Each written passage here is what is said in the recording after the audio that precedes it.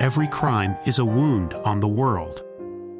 We're here to dissect it, layer by layer, to find the truth buried within.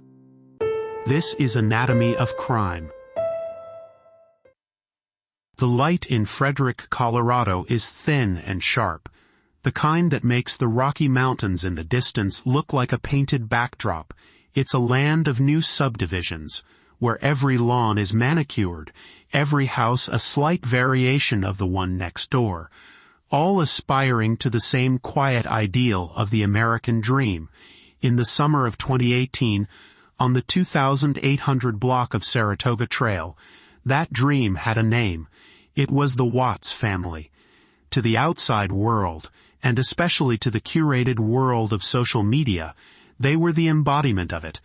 There was Shanann, vibrant and effervescent, a 34-year-old dynamo who built a thriving business from her living room with a wellness company called Level.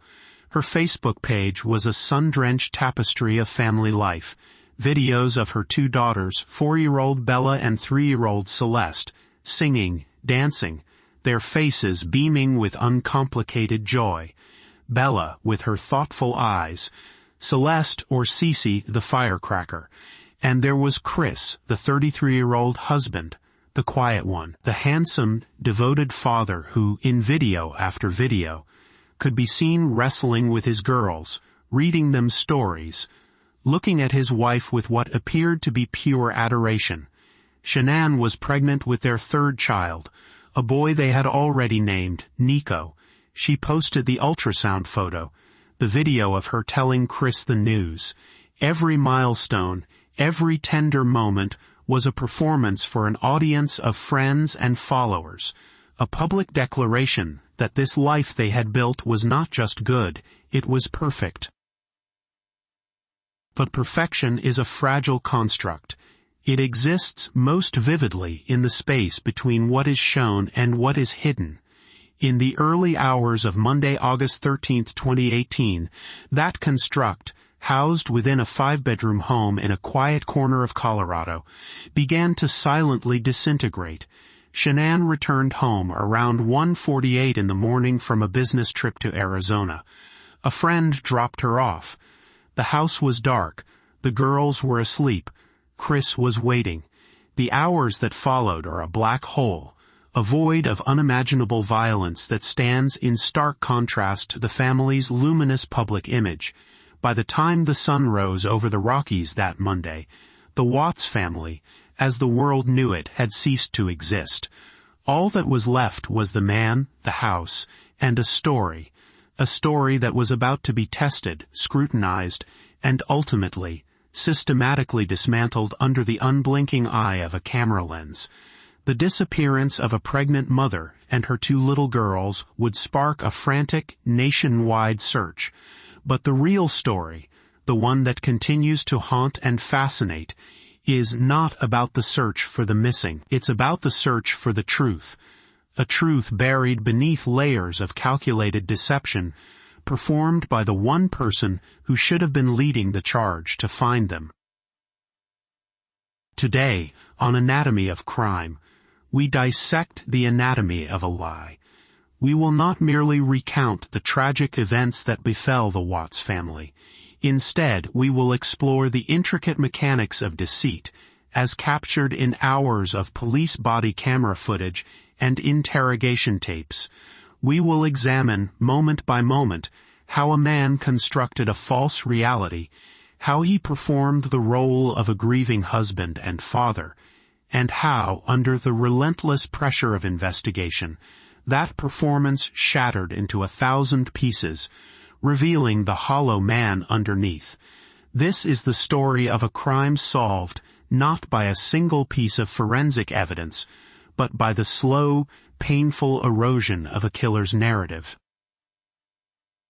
The first crack in the façade appeared not with a bang, but with a quiet, growing sense of unease.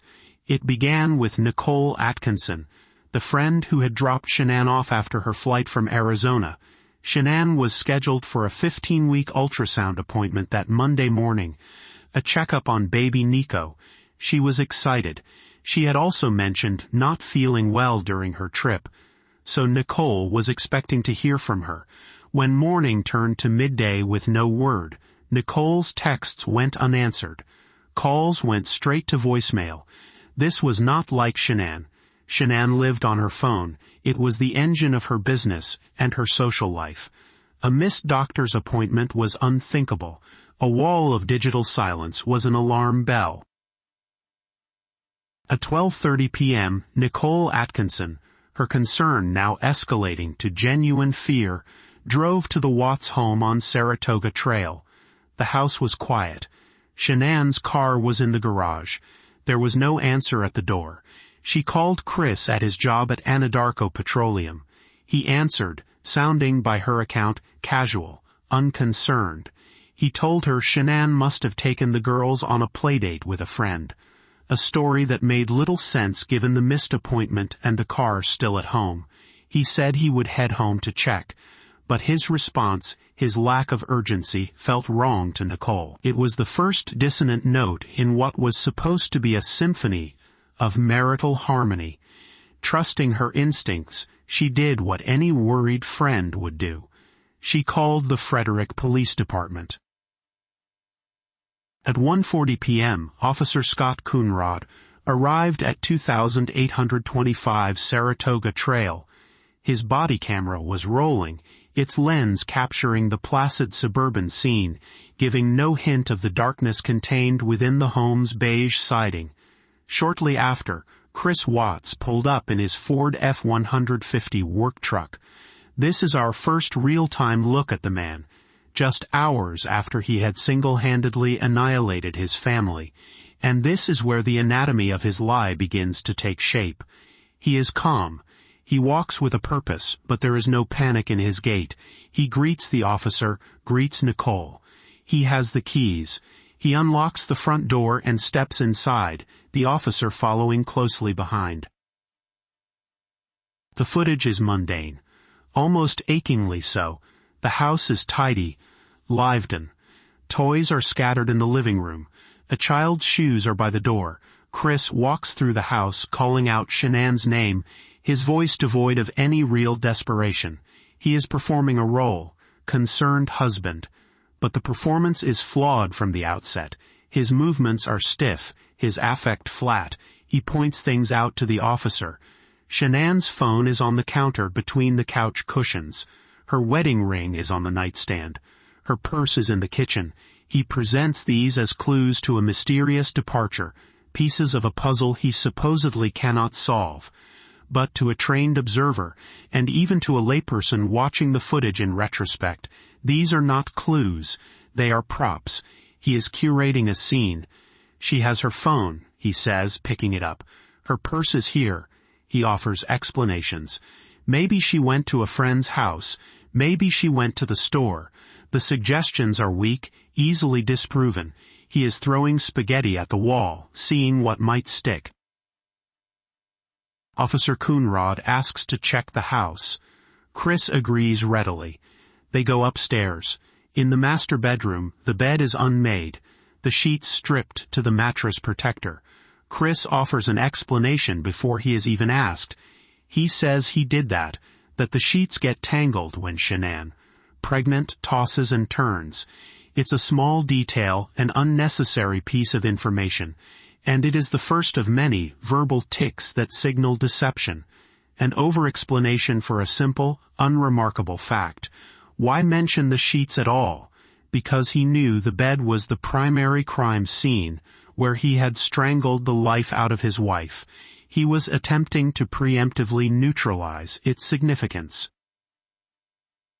Throughout this initial walkthrough, his body language is a study in contradiction. He rubs the back of his neck, a classic self-soothing gesture associated with stress and deceit. He shifts his weight. He avoids direct, sustained eye contact. When he speaks of his children, Bella and Cece, he refers to them in a detached, almost clinical way. There is none of the raw fear a father whose children are missing should exhibit. He is playing a part, but he hasn't bothered to learn the lines. The emotional script is missing. He is an actor who knows what he is supposed to say, but has no idea how he is supposed to feel. Nicole Atkinson, watching all of this unfold, is not convinced.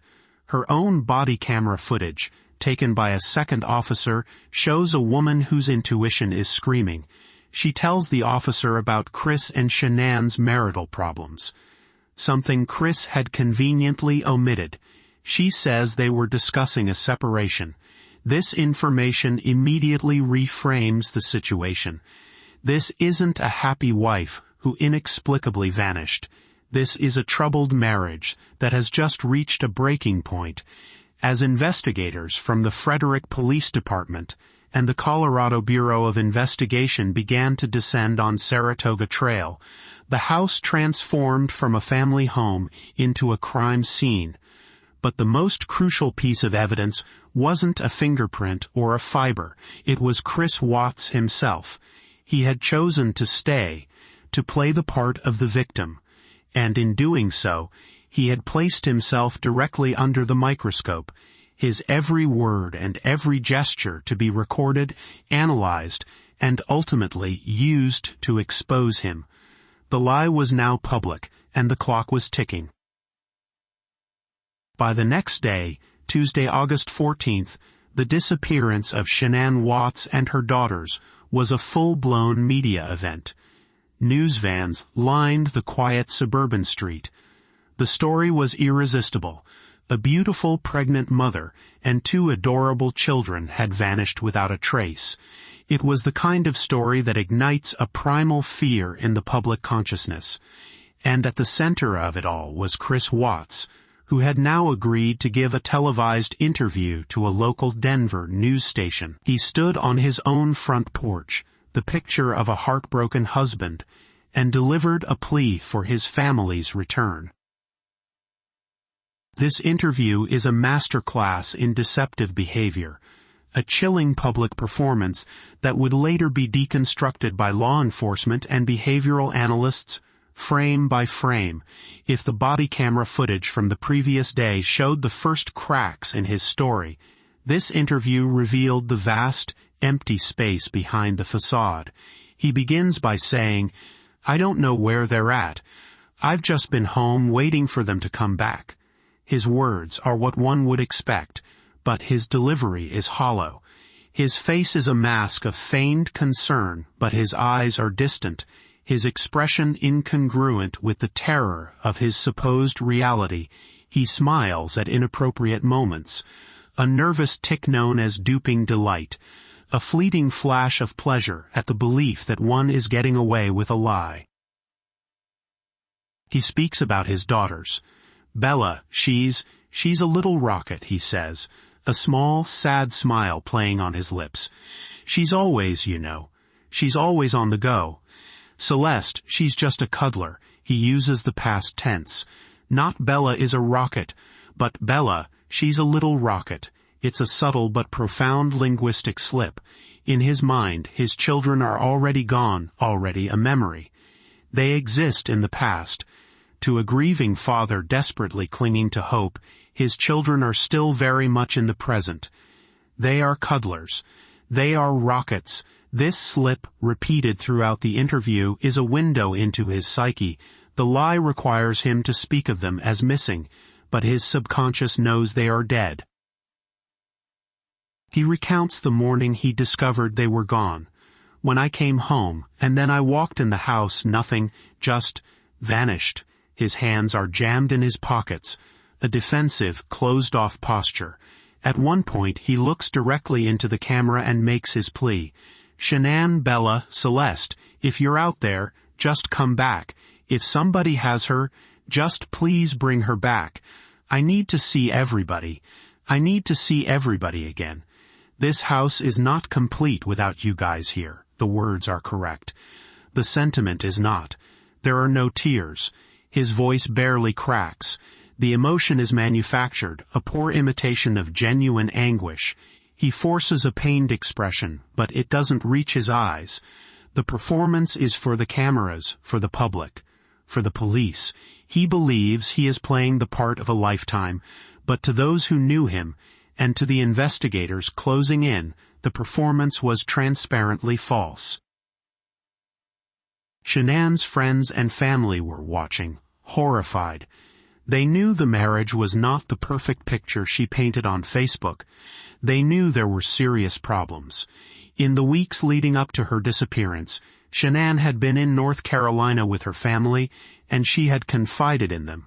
She told them Chris had become distant, cold, that he no longer wanted to be touched, that he claimed he didn't want another baby. He had, she said, changed. She suspected he was having an affair. The man on television, playing the part of the devoted husband, begging for his wife's return, was not the man Shanann had been describing in frantic, worried texts just days earlier. The two versions of Chris Watts could not coexist. One of them had to be a lie. While Chris was performing for the cameras, investigators were quietly and methodically dismantling his story behind the scenes. They were pulling cell phone records, which showed Shanann's phone had last pinged a cell tower near her home early on Monday morning before being powered off. They were treating the house as a crime scene, bringing in forensic teams to search for any trace of a struggle, any hint of what had transpired in those missing hours. And, most critically, they were talking to neighbors. One neighbor, Nate Chernastik, had a home security system. He told police he had seen Chris backing his work truck up to the garage around 5:15 on Monday morning, something he found unusual. He also noted that Chris seemed to be loading something into the truck. The investigators asked Nate to show Chris the footage, a calculated move designed to observe his reaction. The body camera footage of this interaction is another pivotal moment. Chris stands on his neighbor's porch watching the grainy black and white video. He is visibly agitated. He fidgets. He rocks back and forth on his feet. He talks incessantly, attempting to fill the silence, to control the narrative. He offers explanations for his behavior. He was loading tools. He was getting ready for work. He is trying to normalize the abnormal. But the footage directly contradicts his initial timeline and his story of a normal departure for work. He hadn't just left.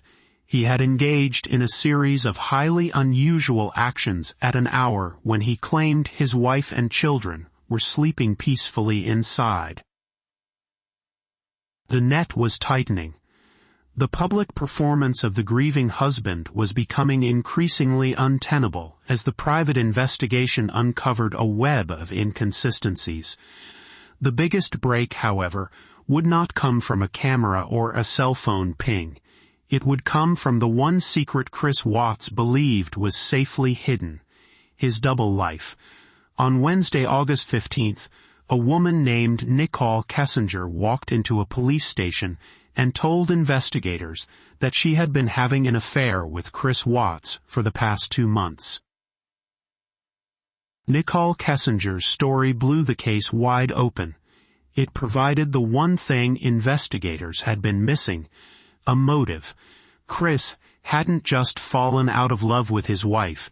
He was actively building a new life with another woman. A life in which a pregnant wife and 2 young children were a liability. Kessinger, a co-worker at Anadarko, told police a story that was, from her perspective, one of calculated deception. Chris had told her he was in the final stages of a divorce. He had told her he was finding a new apartment, that he was trying to figure out the financial details of the separation. He had presented himself as a man on the verge of freedom, an available and loving father who was simply trapped in a dead marriage. He had lied to Nicole Kessinger as proficiently as he was lying to the police and the public. On the night of Sunday, August 12th, while Shanann was on a plane flying home from Arizona, Chris was at home with his daughters. He and Nicole were on the phone for over an hour, a long, intimate conversation between 2 people who believed they had a future. He told her he loved her. The next morning, after he had murdered his entire family and disposed of their bodies, he texted her, behaving as if it were just another normal day. He told her his family was gone, framing their disappearance as Shanann leaving him. He was simultaneously playing two roles, the concerned husband to the world, and the liberated divorcee to his mistress. The cognitive dissonance required to maintain such a complex web of lies is staggering. Kessinger provided investigators with a timeline with text messages, with details about Chris's state of mind that painted a picture of a man desperate to escape his life. He wanted a fresh start. He had been researching vacation spots for two, looking at expensive jewelry. He was meticulously planning a future that had no room for Shanann, Bella, Celeste, or the unborn Nico. When Kessinger saw the news reports on Tuesday, she was horrified. The man on TV, pleading for the return of the wife he claimed to be divorcing, was not the man she thought she knew. She confronted him over the phone, and he continued to lie, sticking to his story that Shanann had left with the kids.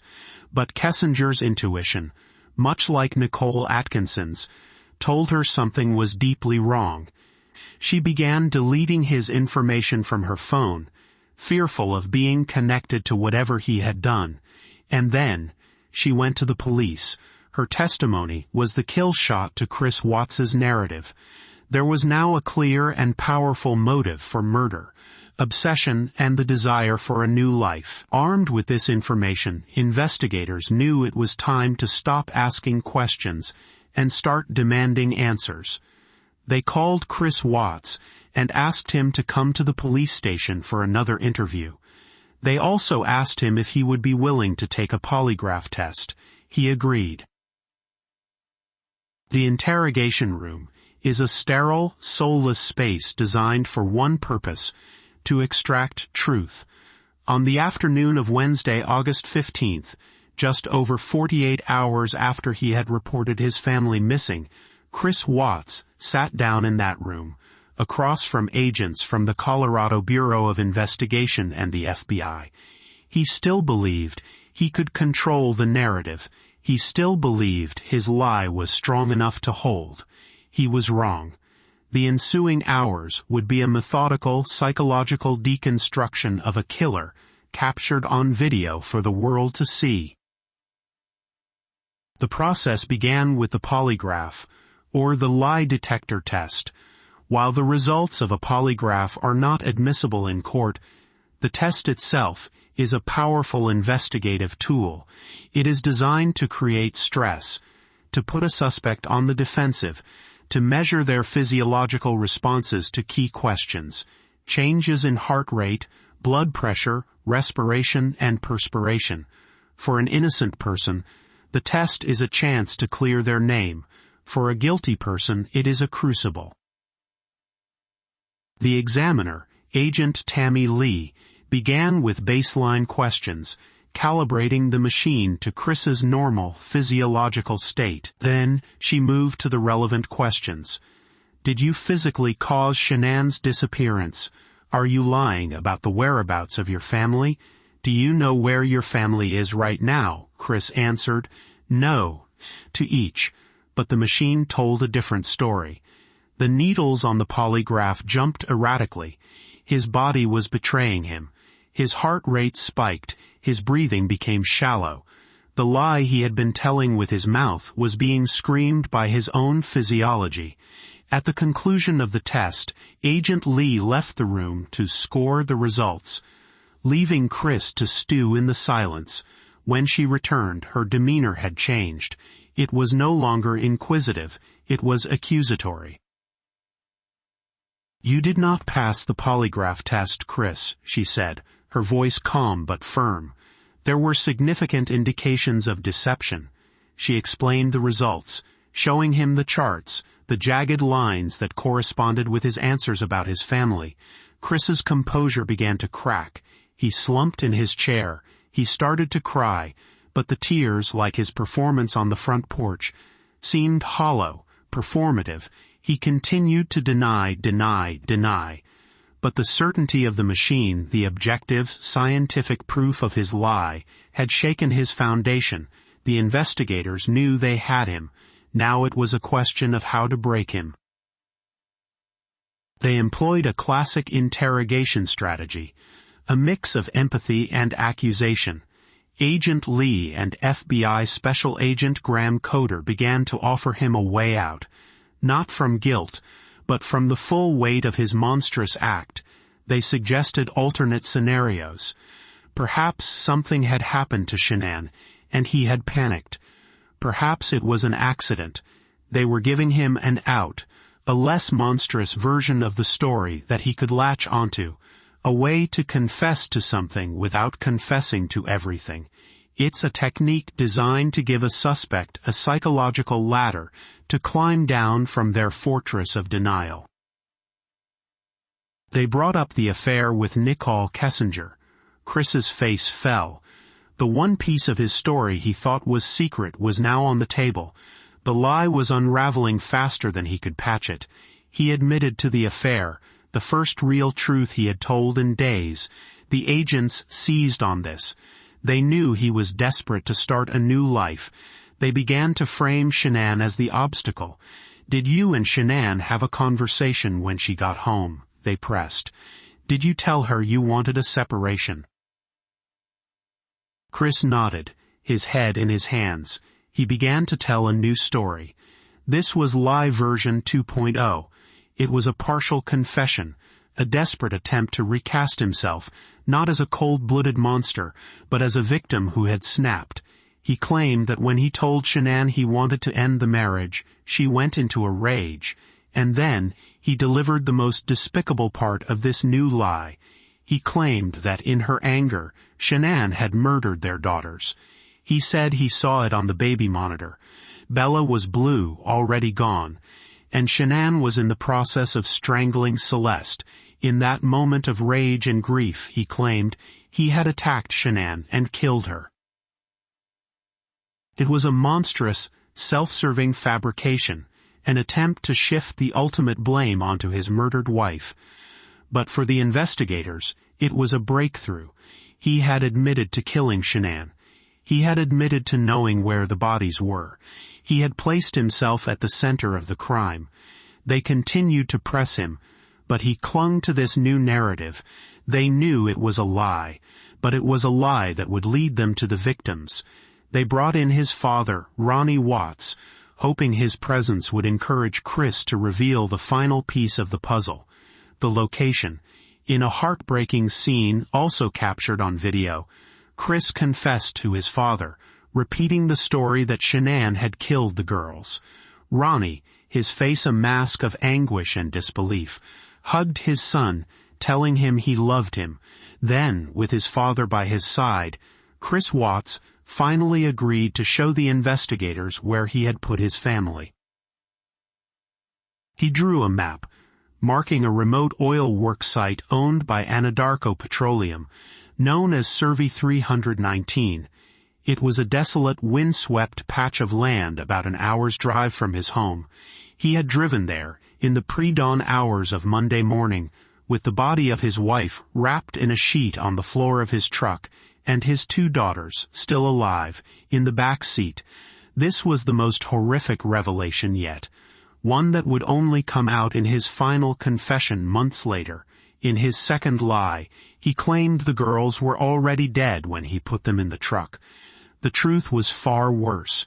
He had driven for an hour with his children, who had just witnessed him murder their mother, to the place where he would end their lives. The recovery operation at Survey 319 was a grim and difficult task. The site was dominated by 3 large oil tanks. Chris Watts told investigators he had buried Shanann in a shallow grave nearby. Her body was found exactly where he said it would be. Then he told them where he had put the girls. He had squeezed their small bodies through the 8-inch openings at the top of 2 separate massive oil tanks, dropping them into the crude oil below. 4-year-old Bella in one tank, 3-year-old Celeste in the other. The recovery required the teams to drain the toxic, sludge-filled tanks, a hazardous and emotionally devastating process that took the better part of a day. The discovery of their bodies confirmed the horror of Chris Watts's actions. The search for Shanann, Bella, and Celeste was over. The search for justice, and for the full and complete truth, had just begun. With the recovery of the bodies, the flimsy, self-serving narrative Chris Watts had constructed in the interrogation room began to fall apart. The autopsy results would later confirm his story was a lie. Shanann had been strangled, but the children showed no signs of being strangled by their mother. They had been smothered. Furthermore, the timeline didn't work. The logistics of his story, a spontaneous rage, a quick burial, were contradicted by the evidence of his deliberate, methodical actions. The lie about Shanann killing the girls was designed for one purpose: to mitigate his own culpability, to paint himself as a man who reacted to an unthinkable tragedy rather than a man who orchestrated one. On August 21, 2018, Chris Watts was formally charged with 3 counts of first-degree murder, 2 counts of murdering a child under 12, 1 count of unlawful termination of a pregnancy, and 3 counts of tampering with a deceased human body. The district attorney, Michael Rourke, made it clear he believed Chris had acted alone, and that his story about Shanann was a flat-out lie. The case was a capital one, meaning Chris Watts could face the death penalty. Faced with an overwhelming mountain of evidence, the neighbor's security footage, the GPS data from his work truck that tracked his movements to Survey 319, Nicole Kessinger's testimony, his own failed polygraph, and his partial confession, the defense had few options. A trial would be a media circus, and the outcome was all but certain.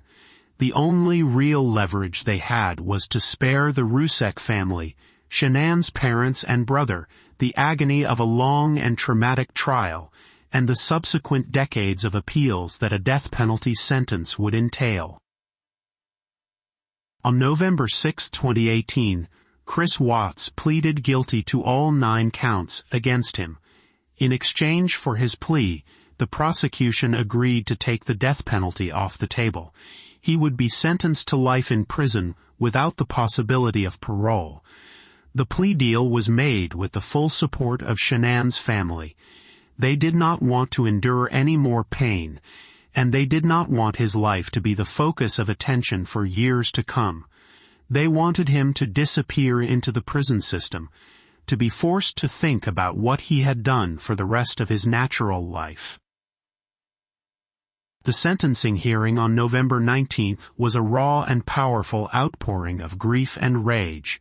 Shanann's father, Frank Rusek, stood before the court and spoke directly to the man who had destroyed his family. "I trusted you to take care of them, not kill them," he said, his voice thick with emotion. "You disgust me, you heartless monster." He described the joy his granddaughters brought him, the excitement the whole family felt for the arrival of baby Nico. Shanann's mother, Sandra, and her brother Frankie also gave victim impact statements, their words painting a vivid picture of the lives that had been stolen and the immense void their loss had created.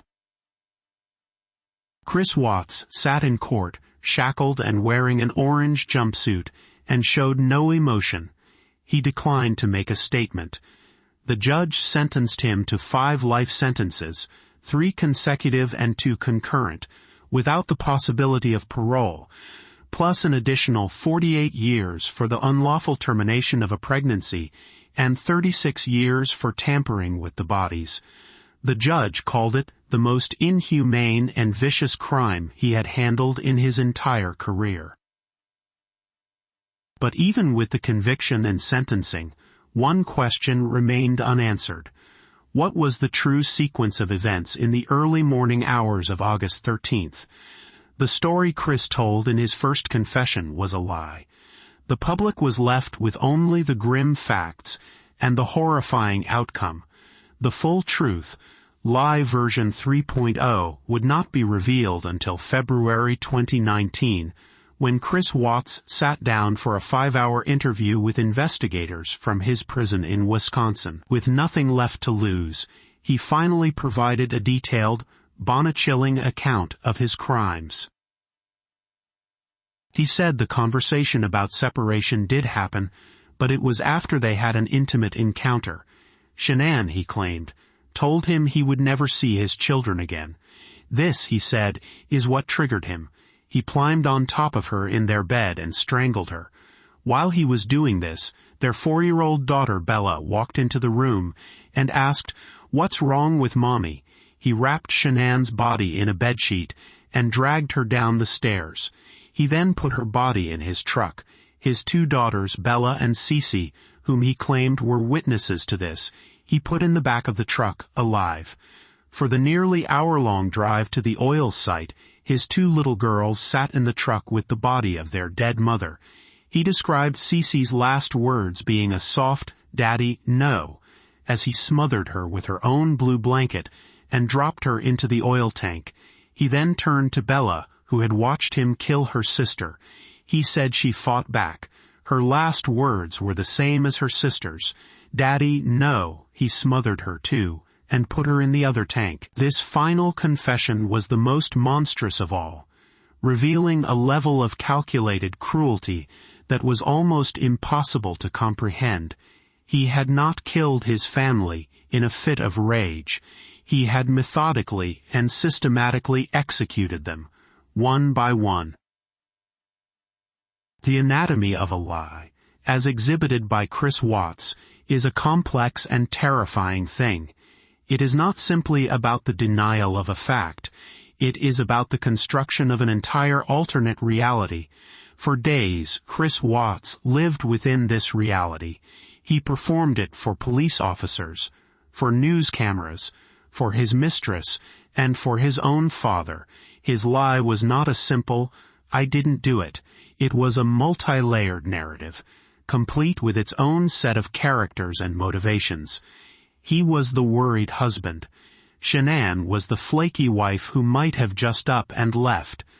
The children were innocent victims of their mother's mysterious decision.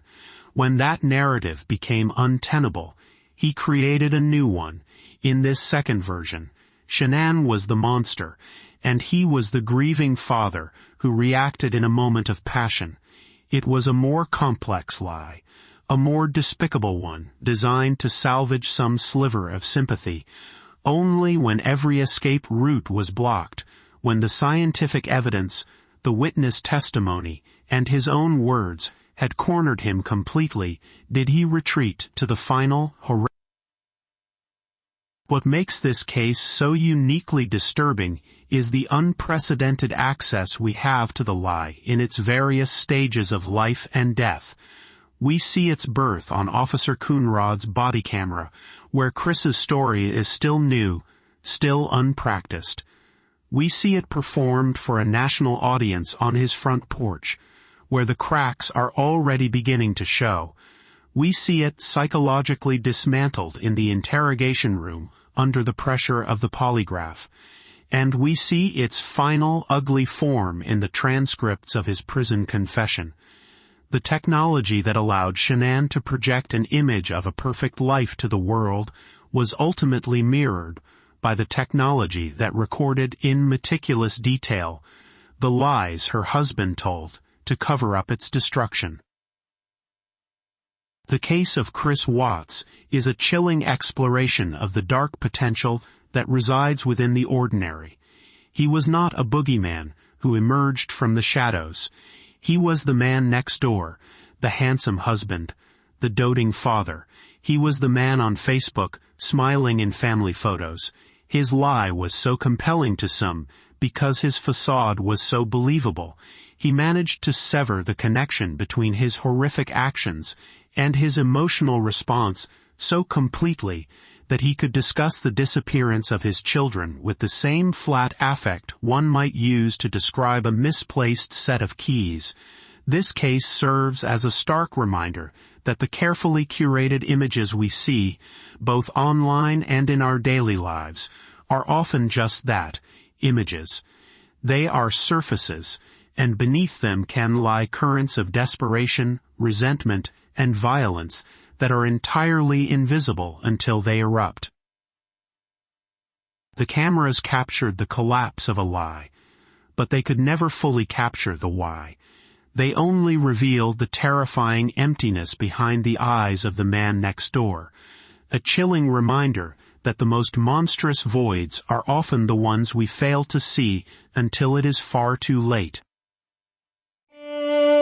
This has been Anatomy of Crime, where the truth is never simple, but always worth seeking.